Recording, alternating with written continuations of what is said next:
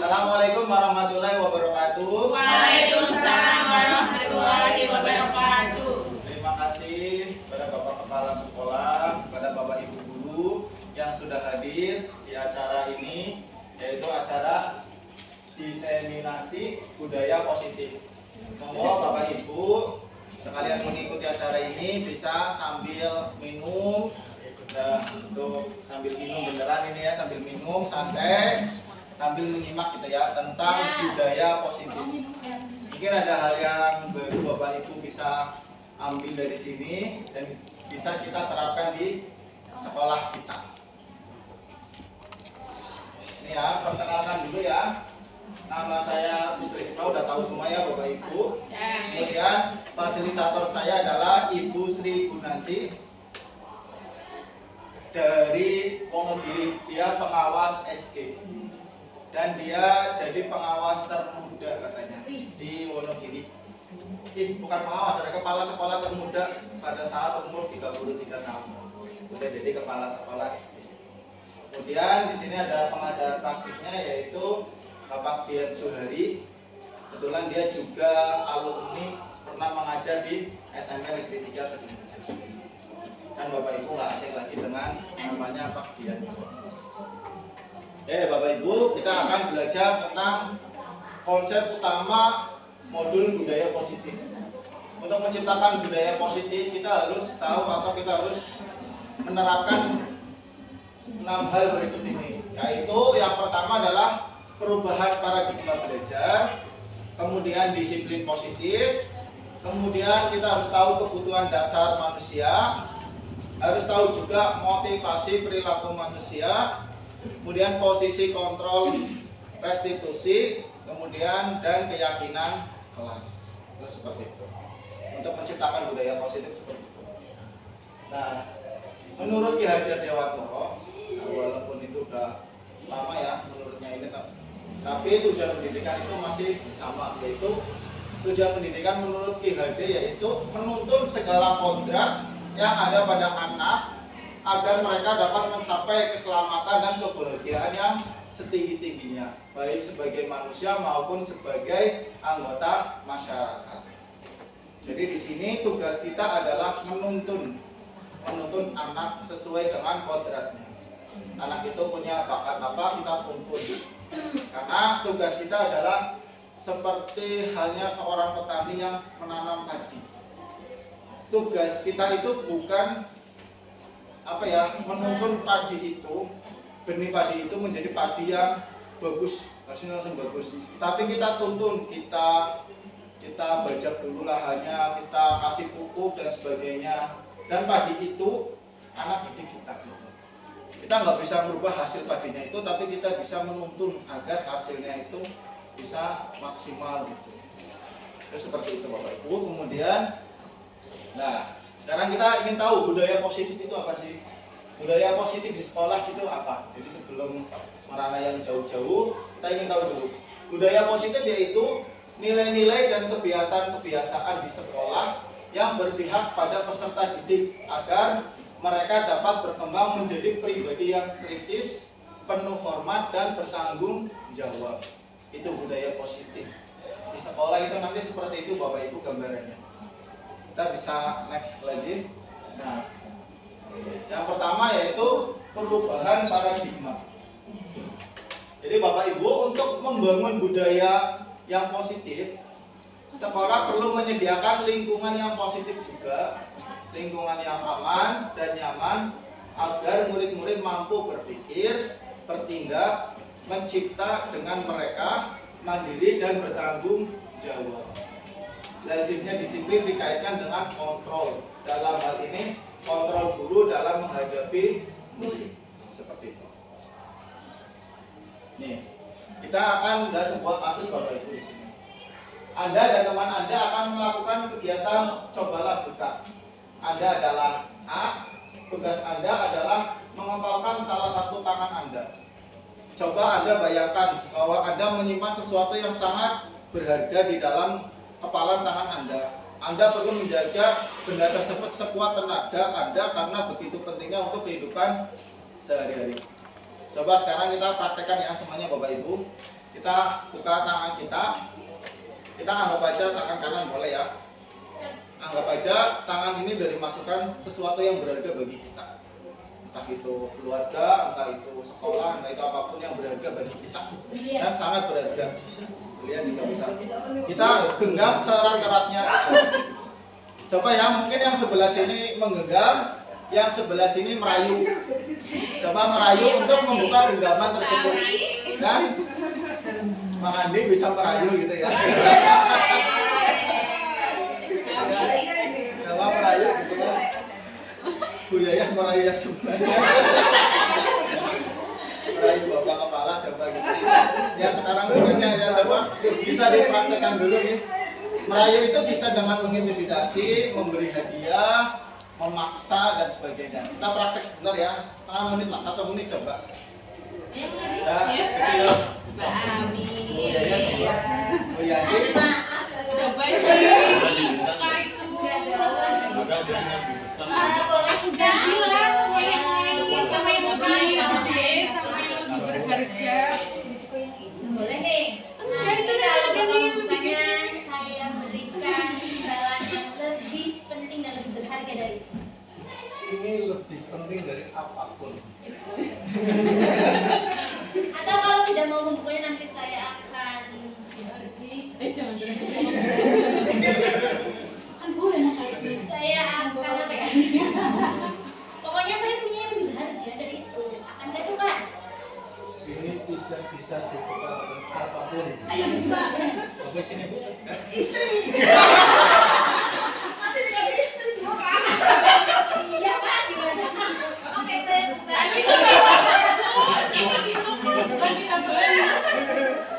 Tidak berhasil. Oke, ternyata tidak berhasil ya. Berarti kontrol membuka itu dari mana? Dari orang lain atau diri sendiri? Diri sendiri. Berarti kita mengontrolnya itu dari diri sendiri, bukan dari sebuah paksaan gitu ya. Karena paksaannya itu belum sekuat diri kita sendiri. Walau apapun itu tadi Bu Yaya juga memaksa begitu merayu-merayu gitu ya. Sudah rayuan maut. Rayuan mautnya tetap nggak kuat gitu ya. Jadi di sini yang kita sendiri yang memegang kontrol atas kepalan tangan kita. Apa kita membuka atau menutup kepalan tangan kita. Jadi itu. Jadi sama seperti murid-murid kita itu punya kontrol atas dirinya sendiri. Kemudian kita lanjut lagi. Yang pertama perubahan paradigma teori kontrol atau ilusi kontrol. Mungkin Bapak Ibu sering seperti ini ya. Guru mengontrol murid itu hanya sebuah ilusi. Gak bisa murid itu dikontrol oleh guru. Banyak gitu ya. Kita udah ngomong banyak banget, suruh diam anak 1 menit kemudian berisik lagi. Kemudian ilusi bahwa kritik akan membuat orang merasa bersalah, dapat menguatkan karakter. Enggak, itu hanya ilusi. Yang ketiga, ilusi bahwa semua penguatan positif, efektif dan bermanfaat. Itu hanya sebuah ilusi. Nah, perubahan paradigma, stimulus respon dan teori kontrol. Bapak Ibu dulu mungkin kita adalah memakai stimulus respon. Yang benar kita adalah sekarang memakai yang namanya teori kontrol. Kita kasih contoh satu ya gitu ya. Kita mencoba mengubah orang agar berpandangan sama dengan kita. Jadi kita mencoba orang agar membuka kepala tangan kita. Itu salah ya, itu nggak bisa. Tapi kalau kita berusaha memahami pandangan orang lain tentang dunia atau tentang orang lain itu, mungkin orang lain itu akan berpengaruh gitu. Kemudian perilaku buruk dilihat sebagai suatu kesalahan. Bukan, kita harus berpikirnya adalah dengan teori kontrol. Semua perilaku memiliki sebuah tujuan. Ada alasan-alasan yang diperkuat mengapa orang tersebut itu melakukan sesuatu itu. Kita harus berjalan. Kemudian saya bisa mengontrol orang lain. Kalau tadi Bu Yayas nggak bisa mengontrol orang lain, nggak bisa mengontrol bapak gitu. Nah, teori kontrolnya adalah Anda tidak bisa mengontrol orang lain. Seperti itu. Nah, sekarang kita akan belajar tentang apa makna disiplin. Bapak Ibu, disiplin itu apa? Menurut pandangan Bapak Ibu? Disiplin. Ketangatan. Kemudian ada yang lain, patuh, tepat waktu, taat ya. Taat ya, kebanyakan taat ya. Coba kita tahu lebih dalam tentang makna disiplin. Jadi di sini Bapak Ibu, disiplin itu berasal dari bahasa Latin, yaitu disiplina. Bahasanya apa? Yang artinya belajar gitu. Mungkin Bapak Ibu ada yang baru tahu ya, arti disiplin itu ternyata belajar ya. Nah, namun dalam budaya kita makna kata disiplin telah berubah menjadi sesuatu yang dilakukan seseorang pada orang lain untuk mendapatkan kepatuhan. Kecenderungan umum adalah menghubungkan kata disiplin dengan ketidaknyamanan, bukan dengan apa yang kita hargai atau pencapaian sesuatu tujuan mulia. Itu seperti itu ya. Padahal di sini yaitu disiplin adalah kemampuan memerintah diri sendiri dalam mengontrol dan menguasai diri untuk memilih tindakan yang mengacu pada nilai-nilai yang kita hargai dengan penuh tanggung jawab tanpa terperintah orang lain. Itu seperti itu. Kalau kita udah memerintah diri sendiri, udah gitu. Orang lain ya udah, kalau kita udah disiplin, misalkan disiplin apapun, ya udah. Kalau dari diri sendiri maka akan berhasil gitu ya. Kemudian kita lanjut lagi, yaitu maksud dari nilai-nilai yang kita hargai adalah nilai-nilai kebijakan atau sifat-sifat positif yang merupakan tujuan mulia yang ingin dicapai setiap individu. Nilainya itu kita bisa dilihat ya Bapak Ibu, nilai yang kita kenal dengan profil pelajar Pancasila. Bapak Ibu semuanya sudah hafal, sudah tahu tentang nilai profil pelajar Pancasila. Yaitu pertama, beriman, bertakwa kepada Tuhan Yang Maha Esa dan berakhlak mulia, kemudian mandiri, bernalar kritis, berkebinekaan global, bergotong royong dan kreatif. Karena untuk menciptakan budaya positif kita harus tahu yang namanya teori motivasi perilaku manusia. Bapak Ibu jadi guru, di sini pasti ada motivasinya. Entah itu bisa dari eksternal atau dari internal.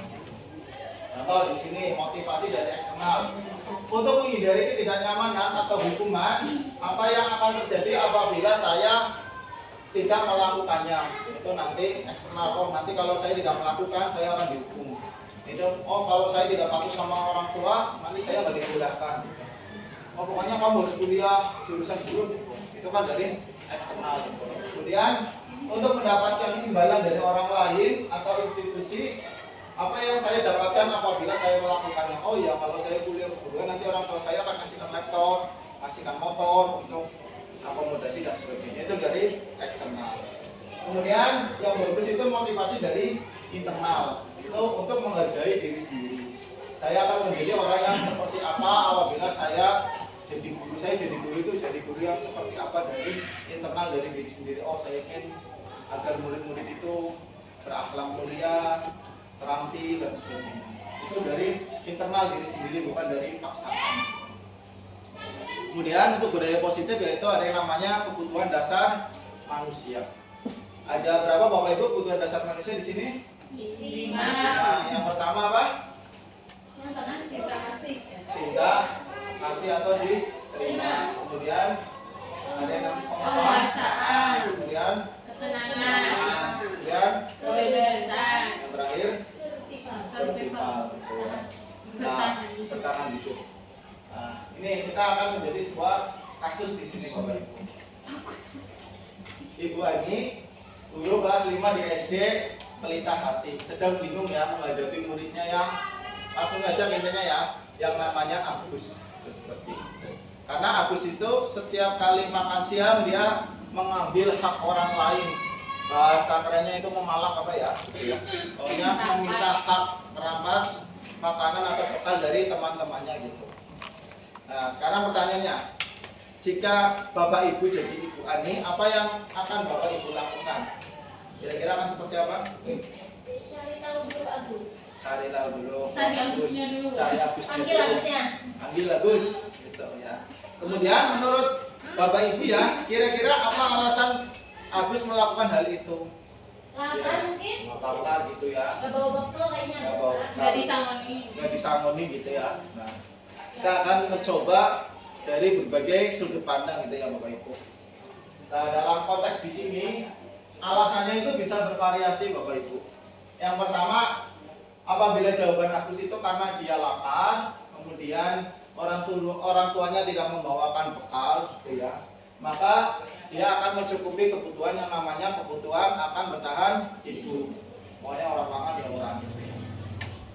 Mana orang mangan kok ya semaput 16 gitu. Akhirnya dia melakukan hal tersebut.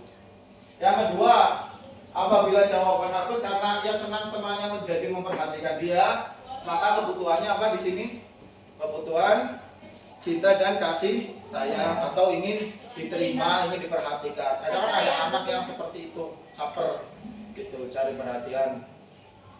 Yang ketiga, apabila jawaban Agus itu merasa hebat, ingin menjadi menguasai di sekolah, itu keren. Namanya itu kebutuhan akan penguasa. Jadi dia akan berkuasa ya atas kemampuan dia sendiri. Oh, pokoknya saya hebat, seperti itu. Kemudian apabila jawaban Agus karena dia merasa bosan lah membawa bekal makanan ibunya cuma ini aja, akhirnya dia mengambil hak orang lain, maka dia akan kebutuhan akan kebebasan dan pilihannya gitu. Nggak mau makanan ini gitu. Nah, kemudian apabila jawaban Agus itu karena iseng menikmati ekspresi wajah temannya yang kesal gitu, maka dia kebutuhannya adalah kebutuhan kesenangan. Senang ya Agus ya. Jadi banyak alasan dan juga banyak karena kebutuhan yang seperti itu. Kemudian kita sebagai guru itu memiliki 5 posisi kontrol guru. Yang pertama yaitu terkadang kita sebagai penghukum, membuat merasa bersalah, teman, pemantau atau manajer. Bapak Ibu harusnya posisi di mana ini? Kita simak ya biar kita tahu posisi kita harusnya di penghukum atau pembuat merasa bersalah atau teman, pemantau atau manajer. Nah, di sini Bapak Ibu bisa tahu di sini. 5 posisi kontrol. Kalau kontrol dari luar yaitu identitas gagal sebagai penghukum. Kalau sebagai penghukum itu dampaknya yaitu ke anak itu bisa mengulangi kesalahan yang sama. Ya anak jadi ayam lah, badai yang hukum lagi melakukan lagi. Itu sebagai penghukum. Kemudian sebagai pembuat merasa bersalah, anak itu udah ditekan, dipermalukan di depan kelas gitu ya. Maka anak itu menjadi apa di sini? Dampaknya kepada anak yaitu akan menjadi minder atau merendah gitu ya. Oh, jadi pesimis, jadi apa gitu ya. Itu juga nggak boleh. Kemudian kalau posisi kita sebagai teman, jangan murid sama guru jadi teman gitu ya. Kayak merasa dekat, ayo anak contohnya di sini ya. Maka dampak pada murid dia akan lemah, tidak mandiri dan tergantung kepada bapak ibu jadi kancana gitu ya. Itu seperti itu. Kemudian kalau jadi pemantau dampaknya apa di sini? Menitik beratkan pada sanksi atau hadiah untuk dirinya. Jadi dampaknya seperti itu. Kalau saya nanti kalau berbuat seperti ini takut dihukum, nanti kalau dari ini saya dapat reward dan sebagainya. Nah, yang benar itu Bapak Ibu, kita posisi kontrolnya adalah sebagai manajer, yaitu mengevaluasi diri, bagaimana cara memperbaiki diri. Anak itu biar tahu kesalahannya dan meyakini dia salah, dan akhirnya dia bisa merubah sesuai dengan diri sendiri. Itu seperti itu. Nah sekarang pertanyaan-pertanyaan ya. Nah di sini saya kecewa sekali dengan kamu. Siapa yang mengatakan di sini? Kalau kata seperti itu, maka dia posisinya sebagai pembuat merasa bersalah. Kamu tidak pernah melakukannya. Kamu tidak pernah Benar melakukannya. Itu akan menjadi sebuah hukum. Nih kalau ayolah lakukan demi ibu bapak, maka dia akan menjadi sebuah teman gitu ya. Jadi posisi guru itu seakan jadi teman dengan muridnya. Kemudian kalau sebagai pemantau, apakah kamu mau mendapatkan stiker bintang hari ini? Itu sebagai pemantau ya. Kemudian kalau sebagai manajer ini yang benar ya Bapak Ibu ya. Bagaimana kamu bisa menyelesaikan masalah ini gitu. Dia akan menjadi sebuah manajer. Kamu selalu yang paling terakhir, maka ini akan menjadi sebuah penghukum. Ya, selesai? Ini Di sini ya, budaya positif yaitu ada peraturan kelas.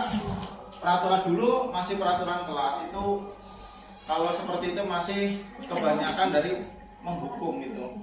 Kita harus menjadi yang budaya yang menjadi keyakinan kelas. Dari peraturan kelas kita menjadi keyakinan kelas. Setelah itu meluas lagi menjadi lingkungan positif dan nanti akan menjadi budaya positif di sekolah. Terus seperti itu. Nah, keyakinan kelas ya Bapak Ibu di sini. Keyakinan kelas apa di sini Bapak Ibu bisa lihat adalah nilai-nilai kebajikan atau prinsip-prinsip universal yang disepakati bersama secara universal lepas dari latar belakang suku, negara, bangsa atau agama. Di sini ya, pembentukan keyakinan kelas. Jadi Bapak Ibu nanti sebisa mungkin ketika di kelas kita membuat keyakinan kelas terlebih dahulu dengan anak didik kita bareng gitu. Apa yang akan menjadi keyakinan kita di kelas nantinya. Jadi ketika ada sesuatu permasalahan itu kok melenceng dari keyakinan kita, nanti anak itu akan bertanggung jawab terhadap dirinya sendiri melalui keyakinan kelas itu. Contoh misalkan gitu ya, keyakinan kelasnya apa ya, ketika pembelajaran tidak akan bermain sendiri gitu ya. Nah itu kalau udah keyakinan nanti kan ditanya lagi keyakinan kelasmu apa gitu. Nanti kita belajar seperti itu lagi. Ya next lagi itu ya peraturannya ya. Nah di sini bedanya ya peraturan dengan keyakinan kelas. Kalau peraturan itu selalu mengembalikan buku ke tempatnya, itu peraturan. Kalau keyakinan kelas itu adalah tanggung jawab. Kalau peraturan dilarang mengganggu orang lain, dilarang kemudian selalu kembalikan buku ke tempatnya. Keyakinan kelasnya adalah menghormati orang lain dan diri sendiri. Ya. Itu salah satu contoh kita menghormati gitu ya. Keyakinan kelas kita apa? Menghormati orang lain gitu. Kalau kita keyakinan seperti itu, contoh anak mengejek temannya gitu. Karena kita udah keyakinan, tahu keyakinan kelas kita apa yang dilanggar, yaitu menghormati orang lain. Kamu belum menghormati orang lain, berkata kasar. Itu keyakinan kita kan udah buat dengan kesepakatan kelas seperti itu. Kemudian bisa dibaca lagi Bapak Ibu, dilarang melakukan kekerasan. Itu peraturan dilarang. Nah, kalau keyakinan kelas keselamatan atau menghormati orang lain. Kemudian dilarang menggunakan narkoba. Itu peraturan. Padahal kalau keyakinannya itu kita harus menjaga kesehatan gitu. Menjaga kesehatan kan cakupannya lebih luas. Oh, itu seperti itu. Kemudian Bapak Ibu kita contoh nih kesepakatan kelas yang sudah dibuat dengan murid kelas 9F. Jadi anak-anak menulis keyakinan kelasnya dulu, bisa pakai sticky note, nanti ditulisin dulu, kemudian kita rangkum menjadi kesepakatan kelas, ditulis bersama-sama, kemudian ada juga kesepakatan ruang kelas. Ruang kelasnya mungkin bisa jadi lebih bersih dan sebagainya. Nah, kemudian kita akan terakhir ya, kita akan belajar tentang segitiga restitusi. Nah, di sini segitiga restitusi yaitu proses menciptakan kondisi bagi murid untuk memperbaiki kesalahan mereka ya, sehingga mereka bisa kembali pada kelompok mereka dengan karakter yang lebih kuat. Melalui restitusi, guru dapat satu apa? Membantu murid menjadi lebih memiliki tujuan, kemudian disiplin positif, serta memulihkan dirinya setelah berbuat salah. Kemudian membantu murid untuk jujur. Nah, ini nilai-nilai kejujuran yang sering kita abaikan gitu pada diri sendiri dan mengevaluasi dampak dari kesalahan yang dilakukan. Kemudian memberikan penawaran bukan sebuah paksaan. Nah, di sini, nah Bapak Ibu kita bisa melihat segitiga restitusi. Yaitu pertama sebagai pondasinya dulu yaitu menstabilkan identitas. Anak itu kadang kan merasa bersalah. Kita stabilkan dulu identitas anak tersebut. Sudah tenang, dia sudah merasa bersalah, sudah distabilkan. Nah, contohnya di sini yaitu, kalau sudah distabilkan, salah satu kata-kata yang harus menstabilkan yaitu kamu bukan satu-satunya yang pernah melakukan ini. Kesalahan itu tidak apa-apa. Itu ya. Kemudian setiap orang pasti pernah melakukan kesalahan tersebut. Itu menstabilkan identitasnya. Kemudian yang kedua yaitu memvalidasi tindakan yang salah. Yaitu yang pertama, kamu tentu punya alasan mengapa kamu melakukan itu. Kita validasi tindakan yang salahnya itu. Adakah cara yang lebih efektif untuk mendapatkan apa yang kamu butuhkan? Kemudian kita menanyakan keyakinan kelasnya lagi. Terus seperti itu, yaitu nilai apa yang telah kita sepakati, kamu ingin menjadi orang yang seperti apa. Itu ya. Itu tadi kita menstabilkan identitas dulu, yaitu berbuat salah itu tidak apa-apa, tidak ada manusia yang sempurna. Saya juga pernah melakukan kesalahannya dan seperti itu. Kemudian ada validasi tindakan yang salah. Padahal kamu bisa melakukan yang lebih buruk dari ini ya. Kok kamu cuma melakukan ini gitu. Kemudian kamu pasti punya alasan mengapa kamu melakukan ini. Alasannya apa? Kasih tahu. Tadi saya telat karena sepeda banyak bocor dan sebagainya. Jadi kita tahu sebelum melakukan tindakan kita udah tahu alasannya itu seperti apa. Setelah divalidasi dulu. Kemudian kita menanyakan keyakinannya dulu. Apakah tadi kita kan udah punya keyakinan kelas gitu ya. Apa nilai-nilai umum yang kita sepakati kemarin itu seperti itu. Kemudian apa bayangkan kita tentang kelas yang ideal. Bapak Ibu mungkin udah agak bosan gitu ya. Coba kita belajar praktek apa ya? Segitiga restitusi. Boleh. Satu jadi murid, yang satu jadi guru. Kita kesalahannya mungkin yang standar aja, yang biasa aja ya mungkin ya. Nah, mau kasusnya mau apa ini Bapak Ibu? Yang sering itu datang terlambat. Ya, coba ya. Kita anaknya itu datang terlambat. Tiba-tiba anak itu datangnya 7:30 ya, terlambat gitu. Kira-kira siapa yang mau menjadi murid? Siapa yang mau menjadi gurunya? Sekalian. Nah, Bu Yanti coba ya, Bu Raswati sama Bu Suyanti ya, untuk menjadi murid dan menjadi guru. Kasusnya itu anak selalu datang terlambat, sering datang terlambat. Saya jadi gurunya ya. Apa? Monggo, Sui boleh. Jadi saya jadi murid. Oh ya gitu ya. Saya kan masih cocok jadi murid. Iya. Dua nih. Ini dua-duanya cocok jadi murid. Jadi mempraktekkan apa ini Pak Putri saya? Jadi untuk apa ya proses ini juga restitusi menerapkan. Saya murid. Muridnya bersalah. Datang terlambat. Terus dimarahin, paksa sama. Ini dimarahin paksa apa? Akhirnya dia dipanggil gitu. Jadi dia sering merasa bersalah gitu ya. Ya ceritanya saya dipanggil nih sama Biati ya. Assalamualaikum Bu. Waalaikumsalam. Ini rasa saya sebut namanya aja Pak. Silakan duduk. Nanti Ibu manggil saya. Iya betul. Begini, Bu Raswati tahu ya kalau bukan apa alasannya? Belum tahu. Enggak tahu. Begini Bu Raswati. Begini Raswati, kalau melihat ya berarti kan selalu dipantau ya. Raswati itu selalu dipantau oleh Bu Suyanti. Sepertinya beberapa hari ini sering terlambat. Iya Bu. Benar? Kamu merasa? Merasa. Kalau boleh tahu berapa kali kamu terlambat? Hitung coba, ingat-ingat.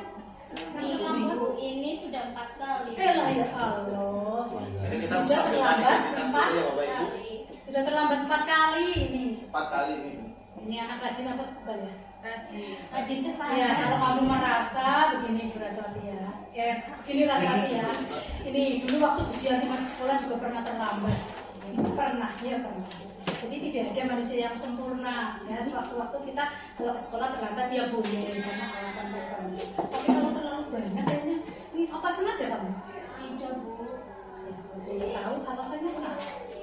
Itu Bu. Jadi pagi-pagi saya. Ini tahapan kedua nih Bapak Ibu. Jualan dulu ke pasar nih. Validasi tindakan yang salah. Kita tanya alasannya. Jadi alasannya itu kamu terlambat karena bantuin orang tua.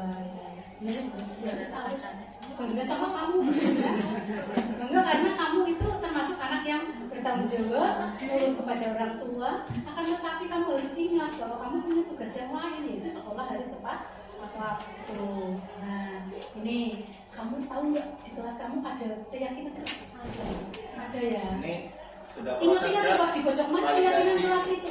segitiga resolusi yang terakhir ya, menanyakan keyakinan. Diingat-ingat yang mana yang kamu langgar? tepat waktu. Iya betul.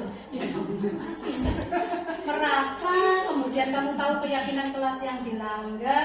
Sekarang kita cari solusi bersama ya. Kalau misalnya kamu terlambat terus seperti itu, kan kamu merasa rugi atau tidak? Rugi, jadi ketinggalan pelajaran.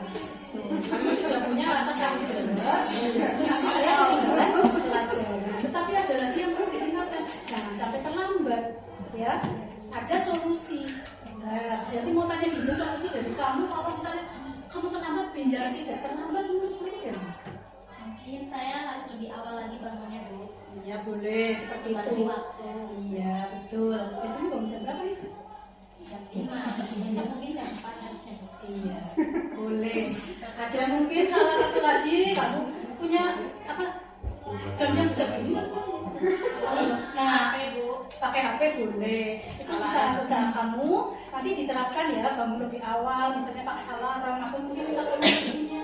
Terus tolong saya bangun lebih awal, ya, biar tidak terlambat. Kamu paham solusinya? Bisa menerapkan? Bisa. Mulai kapan kamu akan berubah tidak terlambat?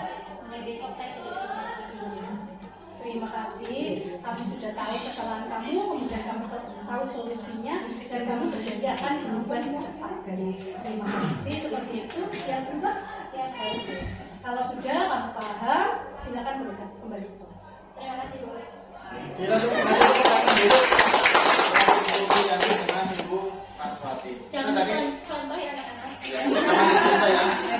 Yang terlambatnya. Ketika melakukan segitiga restitusi tadi, si Bu Yayas kan jadi tadi dianya merasa bersalah, akhirnya dia distabilkan dulu emosinya, kasih tahu alasannya. Ternyata alasannya memang dia mengantar ya, berarti ya mengantar ibunya ke pasar dulu. Kemudian kita menanyakan keyakinan kelasnya. Nanti dia akan berubah sesuai dengan dirinya sendiri, bukan karena paksaan orang lain. Oke, Bapak Ibu, monggo sekarang kita berdiskusi atau ada yang mau memberi tanggapan tentang budaya positif tadi di sekolah, yang diharapkan setelah diskusi kita dapat menerapkan budaya positif di sekolah. Oke, monggo Bapak Ibu berdiskusi dan memberi tanggapannya. Dan itu mungkin saja antara satu kelas dengan kelas yang lain itu berbeda. Berbeda tidak mesti salah, tapi berbeda akan semakin memperkaya sanah keyakinan di sekolah. Itu saja tanggapan 3 hal. Kurang lebihnya mohon maaf, tetap dilanjutkan dan terus semangat. Terima kasih. Assalamualaikum warahmatullahi wabarakatuh. Waalaikumsalam warahmatullahi wabarakatuh. Terima kasih. Monggo bisa dilanjut. Ada yang mau bertanya atau memberi tanggapan?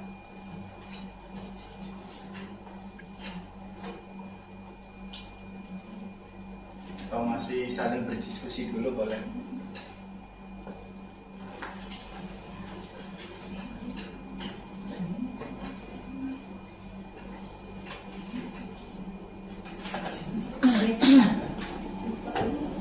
Terima kasih Bapak Kepala Sekolah telah menyampaikan tanggapannya, yaitu tadi saya simpulkan juga ya tanggapannya Bapak Kepala Sekolah. Yang pertama yaitu disiplin merupakan kesadaran diri, tapi kita juga harus perlu adanya motivasi eksternal. Seperti itu. Yang kedua, Bapak juga menyampaikan 5 posisi kontrol guru, yaitu dari mulai penghukum sampai dengan manajer. Kemudian yang ketiga yaitu tentang keyakinan kelas. Bapak Kepala Sekolah tadi menyampaikan bahwa keyakinan kelas itu baik dan diterapkan di kelas. Jadi di situ tata tertib ditiadakan. Tiap-tiap kelas nanti punya keyakinan kelas yang berbeda-beda, tetapi harus kita padukan, kita samakan gitu ya, secara globalnya biar tidak terlalu menyimpang jauh, gitu. Biar tidak menyimpang gitu. Misalnya seperti seragam, karena seragam sudah ditentukan dari sekolah mulai hari Senin sampai dengan hari Jumat. Kemudian harapannya semester 2 kedisiplinan atau keyakinan kelas itu bisa diterapkan secara maksimal di semua kelas. Ini seperti itu tanggapan dari Bapak Kepala Sekolah. Monggo Bapak Ibu yang lain bisa menanggapi atau bertanya tentang budaya positif ini. Silakan. Terima kasih Bapak Ibu semuanya sudah hadir di sini, sudah saling berdiskusi tentang budaya positif yang semoga kedepannya bisa diterapkan di sekolah kita. Kemudian kurang lebihnya mohon maaf. Saya ucapkan terima kasih. Assalamualaikum warahmatullahi wabarakatuh. Waalaikumsalam warahmatullahi wabarakatuh.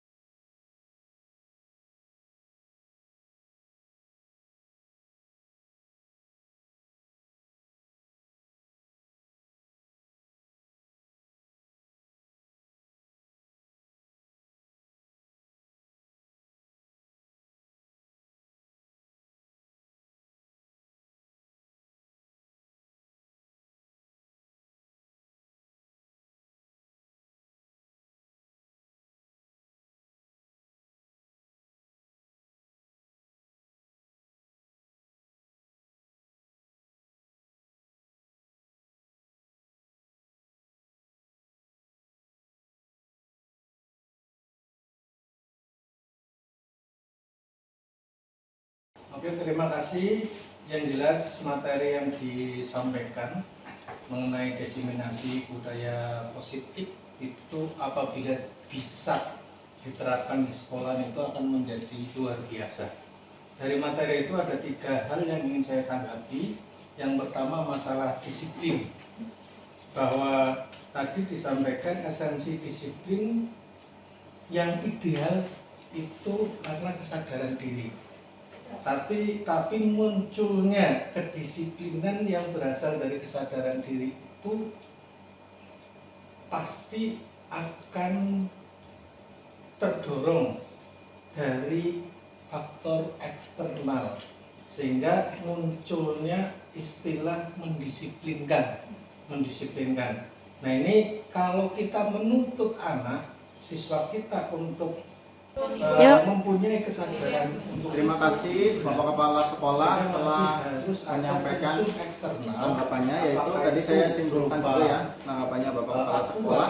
Yang pertama itu disiplin merupakan kesadaran diri, tapi kita juga harus perlu adanya motivasi eksternal seperti itu. Yang kedua Bapak juga menyampaikan 5 posisi kontrol guru, yaitu dari mulai mendukung sampai dengan manajer. Kemudian yang ketiga yaitu tentang keyakinan kelas. Bapak Kepala Sekolah tadi menyampaikan bahwa keyakinan kelas itu baik dan diterapkan di kelas. Jadi di situ tata tertib kesadaran sendiri untuk tiap kelas nanti waktu yang punya cukup lama. keyakinan kelas yang berbeda-beda, tetapi Sama harus seperti sesuatu kita yang baik, biasanya padukan, kita samakan gitu ya secara globalnya biar tidak terlalu menyimpang jauh, biar tidak menyimpang gitu. Misalnya seperti seragam, Kemudian karena yang seragam kedua udah ditentukan mengenai dari 5 sekolah mulai dari posisi Senin kontrol sampai dengan hari Jumat. 5 posisi Kemudian harapannya kontrol semester 2 yang ideal kedisiplinan itu atau jelas keyakinan kelas untuk itu bisa yang, diterapkan secara maksimal di kontrol semua kelas. manajer. Mungkin seperti itu Apalagi tanggapan dari Bapak semangat Kepala sekarang Sekolah. kurikulum Monggo merdeka, Bapak Ibu yang ini lain bisa menanggapi jelas harus atau ada bertanya diskusi tentang antara budaya guru positif. dengan siswa. Tidak bisa dipaksakan, siswa itu harus sepenuhnya mematuhi apa yang harus kita yang kita inginkan. Namun demikian 4 kontrol guru lainnya itu juga pasti akan diterapkan karena penerapan kontrol ini juga disesuaikan dengan karakter anak. Anak tidak bisa diajak diskusi. Anak itu harus menggunakan kontrol yang lain, disesuaikan dengan karakter anak, kemudian juga disesuaikan dengan situasi. Oke. Disesuaikan dengan situasi. Jadi kontrol guru ini harus dikombinasikan sehingga bisa untuk mendisiplinkan siswa. Namun demikian sekali lagi bahwa yang paling ideal kontrol guru adalah untuk yang kontrol manajer. Kemudian yang ketiga itu keyakinan kelas atau peraturan kelas. Ini akan sangat baik dan saya sangat mendukung apabila ini diterapkan di kelas. Jadi peraturan siswa, tata tertib siswa itu tidak dipaksakan oleh sekolah, tapi berdasarkan kesepakatan siswa di dalam kelas. Sehingga memungkinkan antara satu kelas dengan kelas yang lain itu peraturannya berbeda karena masing-masing memiliki keyakinan kelas yang berbeda-beda. Sehingga nanti kalau ditanyakan peraturan sekolah mana untuk SMP Negeri 3 Kedung-Reja, tidak ada. Yang ada adalah peraturan kelas, keyakinan kelas. Namun perlu disadari di sini harus kita berhati-hati dalam membuat keyakinan kelas, yaitu bahwa keyakinan kelas itu tidak menyimpang dari peraturan sekolah. Contoh, aturan sekolah mengenai seragam. Kita sudah menentukan hari Senin anak menggunakan baju OSIS, hari Selasa, hari Rabu anak menggunakan identitas dan kotak-kotak. Kemudian hari Kamis kembali lagi ke OSIS, hari Jumat itu pramuka. Itu aturan sekolah. Jangan sampai di kelas itu ada keyakinan yang menyimpang dari itu dengan semaunya. Misalnya hari Kamis diganti dengan seragam batik bebas seperti itu. Nah, itu harus ini sehingga ada aturan sekolah secara umum yang tidak bisa dilanggar oleh aturan atau keyakinan kelas. Sama undang-undang yang di atas, aturan yang di atas harus menjadi rujukan untuk undang-undang yang di bawah. Misalnya antara undang-undang dengan misalnya nanti kepres atau apa itu boleh melanggar menyimpang dari undang-undang. Sama keyakinan kelas itu tidak boleh menyimpang atau berseberangan dengan peraturan sekolah. Contohnya seperti itu tadi ya. Sehingga nanti diharapkan dan ini bisa diterapkan sangat-sangat bagus dan memudahkan kita untuk mengontrol. Karena berdasarkan dari kesadaran anak, maka ketika ada pelanggaran itu anak akan lebih mudah menyadari. karena mereka sendiri yang membuat, mereka sendiri yang menentukan peraturan-peraturannya mau seperti apa. Itu mohon nanti mungkin bisa ditanggapi, dan ini terutama khusus untuk yang keyakinan kelas kita dorong tahun depan atau mungkin semester berikutnya kita coba untuk mengubah peraturan sekolah yang diterapkan di kelas-kelas menjadi keyakinan kelas atau peraturan yang ada di kelas masing-masing, dan itu mungkin saja antara satu kelas dengan kelas yang lain itu berbeda. Berbeda tidak mesti salah, tapi berbeda akan semakin memperkaya hasanah keyakinan di sekolah. Itu saja tanggapan 3 hal.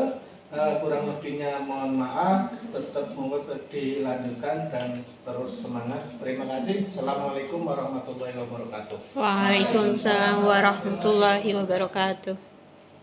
Terima kasih. Monggo bisa dilanjut. Ada yang mau bertanya atau memberi tanggapan?